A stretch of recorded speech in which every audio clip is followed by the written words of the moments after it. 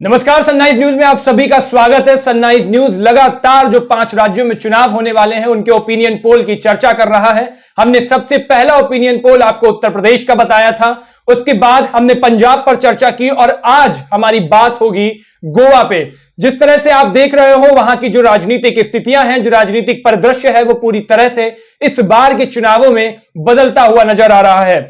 40 सीटों वाला गोवा, 40 विधायक जहां से चुने जाते हैं, वहां पर मनोहर पर्रिकर के जाने के बाद से एक बड़ी जगह खाली है और उस बड़ी जगह पर कौन सियासी फायदा उठाएगा और किसको सियासी नुकसान होगा, आज इस पर बात होगी। इस बार गोवा में शिवसेना भी आ रही है चुनाव लड़ने। संजय राउत ऐलान कर चुके हैं कि वहां पर 22 से 25 सीटों पर चुनाव लड़ी जाएगी। इसी गोवा में जो प्रमुख पार्टियां हैं जो इस बार भूमिका निभाने आ रही हैं, उसमें भारतीय जनता पार्टी है, कांग्रेस पार्टी है, आम आदमी पार्टी है, शिवसेना है, टीएमसी है। गोवा फॉरवर्ड पार्टी इस बार एक नई आवाज उठा रही है, महाराष्ट्रवादी गोमांतक पार्टी, और इसके साथ ही गोएंचो आवाज, ये भी एक नई पार्टी की शुरुआत जो गोवा में राजनीतिक शुरुआत होने जा रही है वो नए तरीके से होने जा रही है। जल्दी से आपको गोवा की आबादी पर बात कर ले तो वहां की 66% आबादी हिंदू आबादी है, 25% ईसाई आबादी है, जहां 40 में से 10 सीटें कैथोलियंस की सीटें हैं और एक ईसाई फैक्टर जो यहां पे चलता है वो बहुत बड़ा फैक्टर है। और सभी राजनीतिक पार्टियां, आपने देखा पिछले दिनों प्रधानमंत्री नरेंद्र मोदी एक चर्च में गए थे गोवा स्थापना दिवस की और वहां पर वहां के पोप से मिले थे।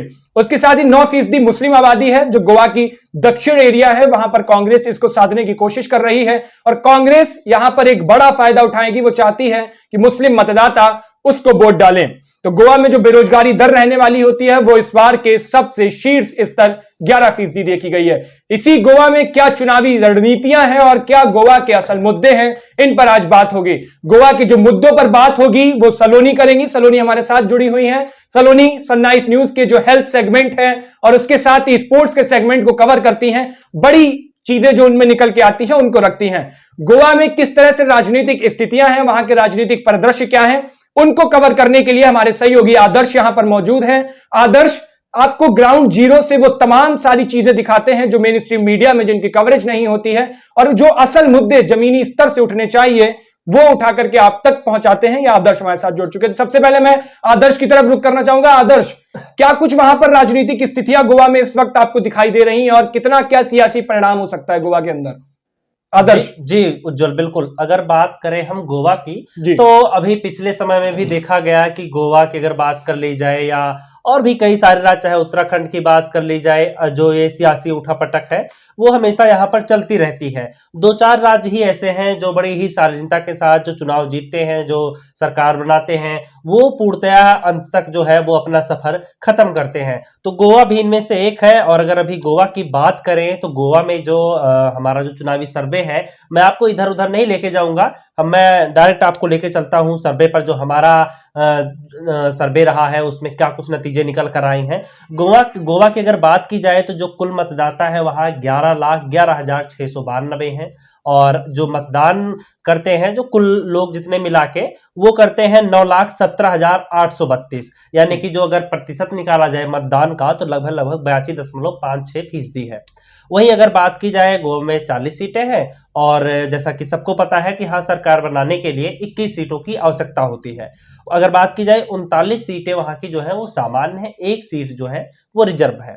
अब बात कर ली जाए अगर गोवा में बीजेपी की, देखिए अगर जैसा कि गोवा में तो बहुत सारे ऐसे सियासी दल हैं जो चुनाव लड़ते हैं, लेकिन अगर बात की जाए बीजेपी की तो 40% के लगभग वोट शेयर जो है वो बीजेपी के पास रहने वाला है। वहीं कांग्रेस के पास ज्यादा नहीं, इस बार बहुत ही कम 15%। इस बार आम आदमी पार्टी जो है वो अच्छी बढ़त बनाती हुई दिखाई दे रही। लोगों को कहीं ना कहीं एक भरोसा दिख रहा है आम आदमी पार्टी पर दिल्ली के बाद से, क्योंकि जैसा कि सब देख पा रहे हैं दिल्ली में बहुत सारी चीजें उन्होंने फ्री कर दी हैं। उसके बाद से लोग भरोसा जता रहे हैं। अभी जो चंडीगढ़ का जो चुनाव परिणाम रहा वो भी आम आदमी पार्टी के पक्ष में रहा। तो धीरे धीरे जो है लोगों का जो विश्वास है वो आम आदमी पार्टी की तरफ बढ़ रहा है। अगर बात करें आम आदमी पार्टी की तो 22% वोट शेयर आम आदमी पार्टी के पास जाएगा।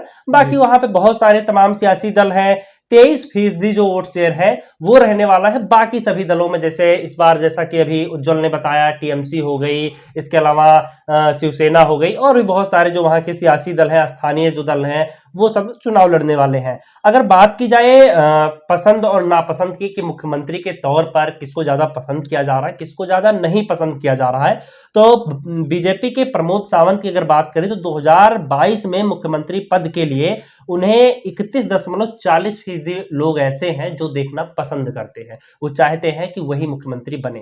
वहीं अगर बात की जाए कांग्रेस की तो 23.60% लोग ऐसे हैं जो दिगंबर कामत को अपना मुख्यमंत्री देखना चाहते हैं। अगर बात की जाए वहां के और तमाम सारी चीजों की, जैसे आम आदमी पार्टी की अगर बात की जाए तो लगभग 33.5% लोग ऐसे मिले जिन्होंने ये बताया कि आम आदमी पार्टी का उनके क्षेत्र में या उनके इलाके में जिस विधानसभा से है वो वहां पे कोई खास प्रभाव नहीं देखने को मिलता है। वहीं अगर बात की जाए ममता बनर्जी की टीएमसी की तो लगभग 38% लोग ऐसे मिले जिन्होंने बताया कि उनके क्षेत्र में टीएमसी का कोई खास प्रभाव नहीं दिख रहा है। अगर बात की जाए यहाँ की गोवा की तो बीजेपी और आम आदमी पार्टी और कांग्रेस ये तीन जो है ये भूमिका में है, जिनमें से इस बार बीजेपी को टक्कर देते हुए दिखाई दे रही आम आदमी पार्टी। उज्जवल बिल्कुल, तो उसी के साथ ये जो सभी बड़ी पार्टियां हैं इन्होंने अपने चेहरों का ऐलान कर दिया है। भारतीय जनता पार्टी प्रमोद सावंत के नेतृत्व में वहां पर उनको चेहरा बढ़ा करके चुनाव लड़ना चाहती है और भारतीय जनता पार्टी वहां पर दमदारी के साथ चुनाव जीतना चाहती है। आपने देखा आम आदमी पार्टी भी वहां पर जोर शोर लगा रही है। पिछले दिनों जो आम आदमी पार्टी है वो अपने को राष्ट्रीय पार्टी होने का एक दावा पेश कर रही है और उसी के साथ टीएमसी तृणमूल कांग्रेस भी, जिसमें ममता बनर्जी अपने आप को प्रधानमंत्री पद की छवि दिखाने की कोशिश पूरे देश में कर रही हैं और वो पूरे देश की एक राष्ट्रीय पार्टी के रूप में उसको पेश कर रही हैं। और आप देख रहे हो कि पिछले जहां जहां भी चुनाव होते हैं ममता बनर्जी ने जो बंगाल में बढ़त हासिल की है और बंगाल में अपनी एक छवि बनाई है, वो छवि वहां भी जाकर के दिखाना चाहती हैं।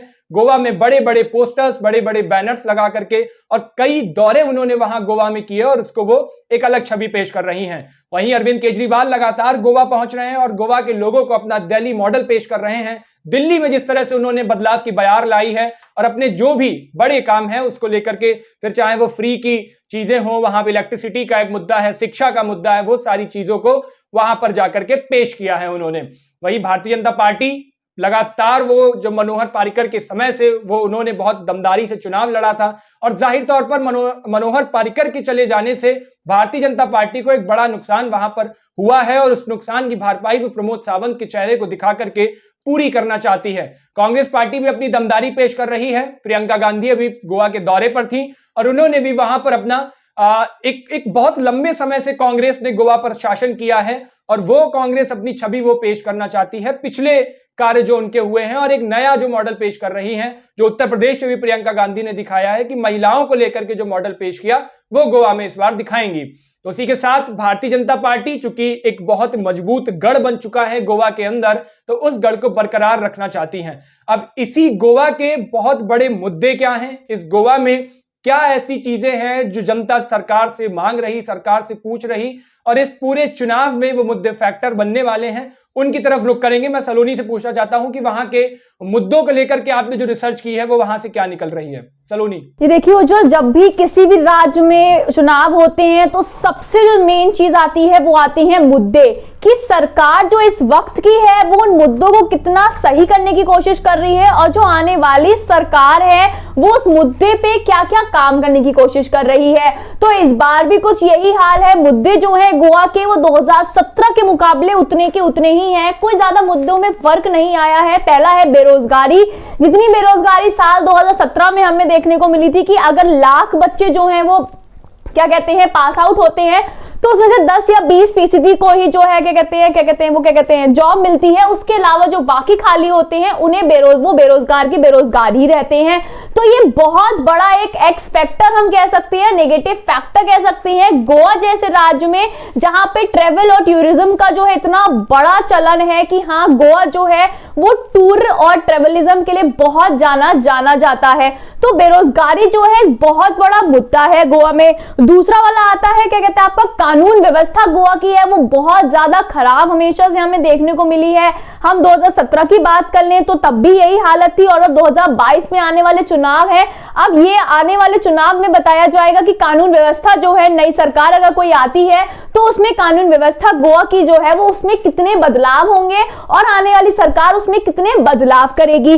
तीसरा फैक्टर आता है मछुआरों का, कि अगर, क्योंकि मैंने आपको पहले ही बताया गोवा जो है बहुत ज्यादा टूरिज्म के लिए जाना जाता है, दूर दूर से लोग जो है गोवा घूमने आते हैं, लेकिन एक साफ सफाई हमें कहीं ना कहीं हमेशा से देखने को नहीं मिली है। लोग आते हैं, घूमते हैं, फिरते हैं, प्लास्टिक का जो यूज होता है वो लोग बहुत बुरी तरीके से करते हैं, जिससे जो मछलियां हैं उन्हें बहुत ज्यादा नुकसान होता है। मछुआरों को बहुत ज्यादा उस वजह से नुकसान देखने को मिलता है, क्योंकि प्लास्टिक जो है हमारा जो क्लाइमेट है या हमारी बायोडाइवर्सिटी जो है उसे कहीं ना कहीं नुकसान करता है।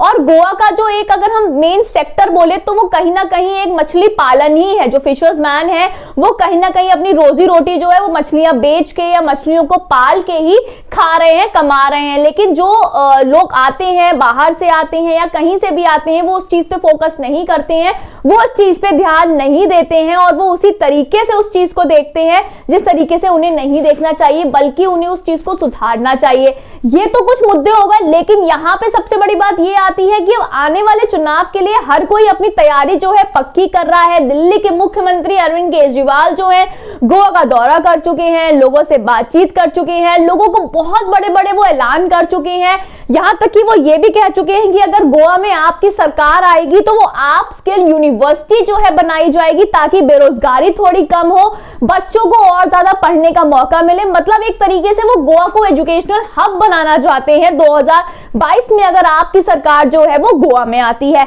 इसके साथ ही उन्होंने बहुत बड़े बड़े ऐलान किए हैं। उन्होंने साथ में ये भी कहा है कि बिना रिश्वत के जो है सरकारी नौकरी लोगों को दी जाएगी। 80% जो नौकरियां हैं वो युवा के लिए जो है कहीं ना कहीं रिजर्व रखी जाएंगी। और जो कोरोना के कारण जो भी गोवा में जिन भी लोगों का नुकसान हुआ है, या टूर में थोड़ा, या ट्रेवल और टूरिज्म में थोड़ा बहुत कहीं ना कहीं कमी आई है, तो उन लोगों को जो है पैसे दिए जाएंगे, 3-3 हजार रुपए उन लोग के खाते में दिए जाएंगे। इतना ही नहीं, माइनिंग की अगर मैं बात करूं तो गोवा, अगर ट्रेवल टूरिज्म के बाद गोवा जो है कहीं ना कहीं माइनिंग के लिए बहुत जाना जाता है, तो उन्होंने ये कहा है कि दोबारा से माइनिंग शुरू की जाएगी, जो भुखमरी है उसको कम किया जाएगा, और उन लोगों को 5-5 हजार रुपए प्रति माह दिया जाएगा अगर आपकी सरकार जो है वो गोवा में आएगी, तो उन्होंने कहा। इसके साथ उन्होंने ये भी कहा है कि हर एक इंसान को जॉब मिलेगी। ये भी अपने आप में एक बहुत बड़ा फैक्टर निकल के आता है कि बेरोजगारी कहीं ना कहीं कम होगी अगर आपकी सरकार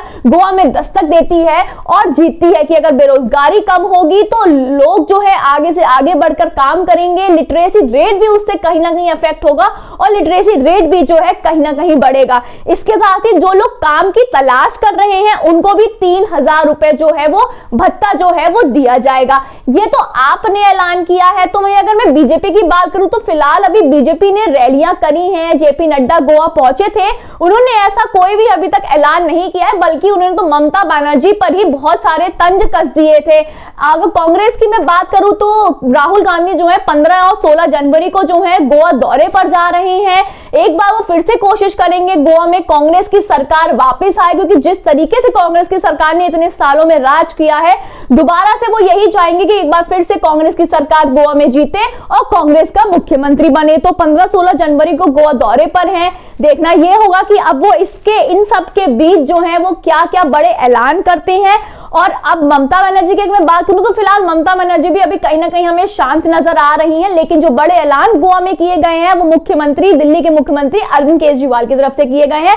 बाकी अब आने वाला वक्त बताएगा कि कौन सी पार्टी क्या ऐलान करती है, गोवा में कौन सी पार्टी जीतती है और कितना गोवा के वासियों के लिए काम करती है। बेशक सलोनी, तो एक सबसे बड़ा जो आपको मुद्दा वहां का बताया है वो गोवा का जो बेरोजगारी, और ये बेरोजगारी सिर्फ गोवा के ही नहीं या जिन 5 राज्यों में चुनाव हो रहे हैं इन्हीं राज्यों में नहीं। मैं हमेशा से कहता हूं कि बेरोजगारी और महंगाई ये अब इस देश के लिए नेशनल मुद्दे बन चुके हैं, और जब कहीं भी चुनाव होता है, किसी भी साल में आप देख लो, इन मुद्दों को हर साल जनता उठाती है, चाहे वो छोटे स्तर से लेकर बड़े स्तर तक के चुनाव हो। लेकिन गोवा का जो असल मुद्दा, जो एक बड़ा मुद्दा बताया सलोनी ने, वो रहेगा वहां पर माइनिंग का मुद्दा, क्योंकि ज्यादातर जो गोवा की इनकम है, गोवा का जो पूरा रेवेन्यू जनरेट होता है, वो एक तो टूरिज्म से होता है और दूसरा वहां की जो माइनिंग होती है। तो माइनिंग का एक बड़ा मुद्दा रहने वाला है। जिस तरह से वहां पर 2 नंबर से काम होते हैं और जो वहां पे धांधली की खबरें आती हैं वो भी, इसी के तहत ममता बनर्जी ने भी कांग्रेस और भाजपा दोनों को ही घेरा है, क्योंकि कांग्रेस ने एक बहुत लंबे वक्त तक गोवा में शासन किया है। वहीं भारतीय जनता पार्टी अब पिछले कई सालों से वहां पर चुनाव लड़ा, मनोहर पर्रिकर को आगे फेस करके उन्होंने सभी वर्गों को साधने की कोशिश करी थी। अब चूंकि मनोहर पर्रिकर नहीं है और उसके साथ ही भारतीय जनता पार्टी एक बड़ा चेहरा प्रमोद सावंत को बना रही है, तो उसके अंडर में चुनाव लड़ रही है। लेकिन ममता बनर्जी वहां पर जो 300 करोड़ के एक मुद्दा है उसको उछाल रही हैं। ये जो 300 करोड़ रुपए का घोटाला जो पिछले कई सालों से दबा हुआ था, ममता बनर्जी ने आकर के गोवा के अंदर इसको उछाल दिया है। अब ये देखना होगा कि इसमें ममता बनर्जी कितना फायदा उठा रही हैं, कितना नफा नुकसान होगा, ये बात की बात है। लेकिन हां, इस बार टीएमसी और आम आदमी पार्टी के आने से भारतीय जनता पार्टी और कांग्रेस की सियासी समीकरण जो है वो बिगड़ रहे हैं। गोवा में एक चीज हमेशा याद रख के चलिए कि इसी गोवा में सबसे ज्यादा अहम भूमिका जो होती है वो वहां के क्षेत्रीय पार्टियों की होती है। यही पार्टियां मिलकर के किसी भी सरकार को सरकार बनवाती हैं, उसके बहुमत को हासिल करवाती हैं। इस बार चूंकि Goa forward party, Maharashtrawadi Gomantak party और गोएंचो आवाज भी तेजी से निकल करके आ रही है और अपने प्रमुख मुद्दे, ये सब वहां के आंदोलनों से निकली हुई पार्टियां हैं और अब वो आगे बढ़ रही हैं। उज्जवल जी, जैसा कि सलोनी ने बताया और तुमने भी बताया, माइनिंग और टूरिज्म सेक्टर दो ऐसे सेक्टर है जो इस राज्य की आर्थिक स्थिति है, जो पटरी पे आर्थिक पटरी है इसकी, इसी से सुधर सकती है। लेकिन इसके अलावा हमारा जो कुछ सर्वे है उसमें और क्या क्या मुद्दे हैं, हमने एक अपनी पूरी रिसर्च की है। उस रिसर्च के मुताबिक अगर जितने भी लोग वहां पर उनसे बातचीत की गई तो टूरिज्म सेक्टर के लिए, मतलब उनके रेनोवेशन उनका किया जाए, उनमें सुधार किया जाए, 14% लोग ऐसे मिले जिनके लिए ये मुद्दा है। वहीं अगर बात की जाए जैसे कुछ विरासत स्थल है उनको संजोए रखने को, बरकरार रखने की बात, 11% लोग ऐसे हैं। बुनियादी ढांचों पर बातचीत करने के लिए जो बुनियादी ढांचे हैं वो अहम है, ये 13% लोगों ने बताया। वहीं अगर बात की जाए कोविड के, क्योंकि कोविड की वजह से अगर देखा जाए तो सभी राज्यों की जो आर्थिक स्थिति है वो काफी खराब हुई है, तो कोविड को एक तरह से आप कह सकते हैं सीधा सीधा हेल्थ डिपार्टमेंट को लेकर आप, तो उस पर 12% लोगों ने बताया है। खनन तो सबसे बड़ा मुद्दा है ही जो माइनिंग का है, अभी आप दोनों ने बताया। इसके अलावा धर्म पर 19% लोग ऐसे हमें मिले जिन्होंने बताया कि उनके लिए धर्म जो है वो मायने रखता है। स्थानीय विधायक जो है वहां के, उनके चेहरे पर 22% लोग ऐसे हैं जो विधायक से उन्हें मतलब है। वहीं हमें राष्ट्रीय नेतृत्व और अगर बात की जाए केंद्र और राज्य में एक ही पार्टी रहनी चाहिए, ऐसे हमें लगभग 14% लोग मिले। और वहीं अगर जाति की बात की जाए तो 6 से 7%, 6.90 यानी लगभग 7% लोग ऐसे मिले जिनके लिए जाति मैटर करती है कि अगर इस जाति का विधायक होना चाहिए या फिर इस जाति का होना चाहिए वगैरह वगैरह। अगर बात की जाए एक पूरे गोवा की एक तरह से, तो वहां का जो मेन है बेरोजगारी सबसे बड़ा मुद्दा जो बनके निकल के सामने आ रहा है। और ये सारी चीजें, इस पर कहीं ना कहीं जो लोग हैं वो पर्दा डालने की जो सियासी दल है और बाकी जितने, ये कोविड को जिम्मेदार ठहरा रहे हैं। चाहे गोवा की नहीं, चाहे हम किसी भी राज्य की बात कर ली जाए, जितनी भी कमियां निकल कर आती हैं किसी भी राज्य में, उसके लिए आज के वक्त में देखा जा रहा है कि उसके लिए जो जिम्मेदार ठहराया जा रहा है वो ठहराया जा रहा है कोविड को। उज्जवल जी बिल्कुल, और उसी के साथ जो आपने पूरा ग्राफ बताया है, ये कुछ आंकड़े, कुछ रिकॉर्ड और कुछ नंबरों में दर्ज हुए आंकड़े हैं जो आपको बहुत आसानी से समझ में आएंगे।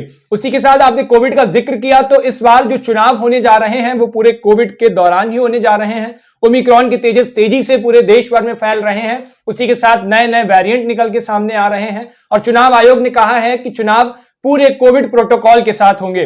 तो जाहिर सी बात है, अगर इस बार कोविड की लहर तेजी से आई और उसके साथ ही कुछ चीजें बंद करनी पड़ गई, तो गोवा के लोगों की स्थिति बद से बदतर हो जाएगी, क्योंकि जाहिर तौर पर वहां पे जो डेली कमाने खाने वाले लोग हैं वो, उनकी जिंदगियां खतरे पर आ जाएंगी और बेरोजगारी दर इतना ज्यादा तेजी से बढ़ गया है कि 11% पूरे राज्य की बेरोजगारी दर 11% है। यानी 100 में से 11 लोग उस पूरे राज्य के ऐसे हैं जो बेरोजगार की श्रेणी में आते हैं, जो धन उपार्जन नहीं कर रहे होते हैं। तो अब जल्दी से हम आपको इस गोवा का ओपिनियन पोल बता देते हैं। इन्होंने अभी आदर्श ने आपको वोट शेयर की बात बताई, पूरा ग्राफ बताया वहां का। अब हम वहां का आपको एक आंकड़ा दे दें, हमारा जो सटीक सर्वे बैठ रहे हैं उस सर्वे के मुताबिक उस राज्य में कौन सी पार्टियां कितनी सीटें ले जाएंगी यह देखना होगा। तो जल्दी से आपको बता देते हैं। भारतीय जनता पार्टी की बात करें तो 2017 में 13 सीटों के साथ भारतीय जनता पार्टी आई थी। 2022 में 16 से 20 सीटें लेने का अंदाज है। यह हमारा जो सटीक सर्वे निकल रहा है इस पे आ रहा है। यानी डिफरेंसेस की बात करें, अंतर तो 4 से 7 जो सीटें होंगी उनका अंतर बैठ रहा है। ये बढ़त मिल रही है भारतीय जनता पार्टी को। वहीं कांग्रेस पार्टी की बात कर ले तो 2017 में 17 सीटों के साथ कांग्रेस पार्टी आई थी। 2022 की बात करें तो सिर्फ 6 से 8 सीटें मिलने का अनुमान है। 11 से 9 सीटें कम हो रही हैं। ये कांग्रेस पार्टी के लिए एक चिंता की खबर है। एक इस पे कांग्रेस पार्टी को काम करना होगा, अभी भी चुनावों के लिए वक्त है। आम आदमी पार्टी की बात करें तो 2017 में तेजी से अरविंद केजरीवाल गोवा के अंदर चुनाव लड़ने गए थे, मगर एक भी सीट नहीं निकाल पाए थे, 0 आंकड़ा था उनका। लेकिन इस बार आम आदमी पार्टी को बढ़त मिलती हुई दिखाई दे रही है और 2022 में 5 से 7 सीटें जीतने का ऐलान है। तो 5 से 7 सीटें आम आदमी पार्टी अगर गोवा में निकाल रही है तो यह एक बड़ी बात होगी, क्योंकि आम आदमी पार्टी पंजाब में भी तेजी से अपना मॉडल पेश कर रही है और पंजाब की तरफ ज्यादा ध्यान है। अगर हम बात करें गोवा के कंपैरिजन में तो अरविंद केजरीवाल पूरा दमखम जो है वो पंजाब में झोंक देना चाहते हैं। अन्य दलों की बात कर लें जिसमें आपकी टीएमसी और क्षेत्रीय दल आते हैं, तो पिछली बार 2017 में अन्य दलों के खातों में 10 सीटें अलग अलग दल निकाल के गए थे। एक बहुत बड़ा नंबर है। अगर किसी राज्य में 40 सीटों में से 10 सीटें उसकी क्षेत्रीय दल निकाल रहे हैं तो वहां पर फिर स्थितियां अलग हो जाती है। राजनीतिक जो सियासतकार होते हैं उनके मुताबिक इस बार जो चीजें निकल करके आ रही हैं और हमने जो ओपिनियन पोल जो रिसर्च टीम बैठा ली है उसके हिसाब से 2022 में 8 से 12 सीटें ले जाने का अंदाज है। यानी 2 सीटों के अंतर पर हो सकता है कि पिछली बार से अन्य दलें इस बार 2 सीटें ज्यादा निकालें या 2 सीटें कम निकालें, लेकिन 8 से 12 सीटें रहने का अनुमान इस बार है। और उसी के साथ गोवा के अंदर इस बार आपको बड़े बदलाव देखने को मिलेंगे, क्योंकि नई क्षेत्रीय पार्टियां भी तैयार हो गई हैं और उसी के साथ आम आदमी पार्टी भी अहम भूमिका निभा रही है। सीटें 6 से 8 जो अंदाज लग रहा है 5 से 7 सीटों को जीतने का, उसका अंदाज है। टीएमसी वहां पर हो सकता है किंग मेकर की भूमिका निभाए, क्योंकि ममता बनर्जी जिस तरह से अपने को राष्ट्रीय चेहरा पेश कर रही हैं, बंगाल से निकल करके आगे पूरे देश के एक कमाल सौंपने की उनकी जो ख्वाब है उसको बुन रही हैं, तो ममता बनर्जी इस बार किंग मेकर रह सकती हैं। क्योंकि प्रशांत किशोर की पूरी रणनीतिक सियासतकार जो ममता बनर्जी के पीछे चल रहा है वो प्रशांत किशोर का हाथ है और प्रशांत किशोर इस बार के पूरा उनका चुनाव सेट कर रहे हैं गोवा के लिए। तो इस बार देखना होगा अगर ममता बनर्जी भी सीटें निकाल पाई, बेशक वो 3 से 4 सीटें ही हो, तो वो किंग मेकर की भूमिका निभाएंगी इस बार गोवा में। ये देखने वाली अहम बात होगी, क्योंकि टीएमसी जिस तरह से पंजाब और सभी राज्यों में जाकर के चुनाव लड़ रही है उसके दौर पर गोवा को बहुत अहम माना जा रहा है।